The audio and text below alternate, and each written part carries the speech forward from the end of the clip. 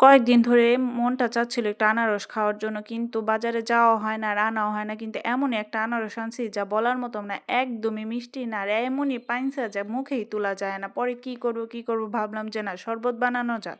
আর এই শরবতটা বানাতে বেশি কিচ্ছুই লাগে না। মাত্র ২ টা উপকরণ দিয়েই কিন্তু এই শরবতটা বানানো যায়। ১ম এ একদম আনারসটাকে কেটে নিয়েছিলাম। এরপর ব্লেন্ড করে নিচ্ছি। ভালোভাবে একটু পানি দিয়ে ব্লেন্ড করে নিতে হবে। চাইলে ঠান্ডা পানি দিয়েও করা যায়। নরমাল পানি দিয়েই ব্লেন্ড করে নিয়েছি। আর দিয়ে দিব এখানে চিনি। যেহেতু একদমই পানসা ছিল এজন্য চিনি দিছি একটু বেশি পরিমাণ। আর দিয়ে দিব বিট লবণ। এখানে সাধারণ লবণটাও দেওয়া যায়। বিট লবণটা দিলে একটু খেতে মজা হয়। আর এখন ভালোভাবে সেঁকে নিতে হবে, কারণ ওই যে আঁশগুলা খেলে না একদমই ভালো লাগে না। আর মনে হয় যে জিহ্বা একদমই ছিলে গেছে। কিন্তু ছোট আনারস খেতে কিন্তু অনেক মজা। কিন্তু বড় আনারস একদমই ভালো লাগলো না। আর ছোট আনারস তো আমার অনেক, অনেক পছন্দের।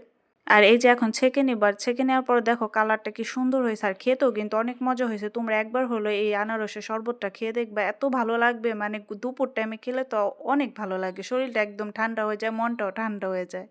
অনেকে ভাবতে পারো তোমার কি না ভালো লাগে, তোমার তো সবই খেতে ভালো লাগে। হ্যাঁ বাবা, আমার সবই খেতে ভালো লাগে। খাবারের জিনিস খেতে তো ভালোই লাগবে, আর দেখতে সুন্দর হলে খেতে তো ভালোই লাগবে, তাই না?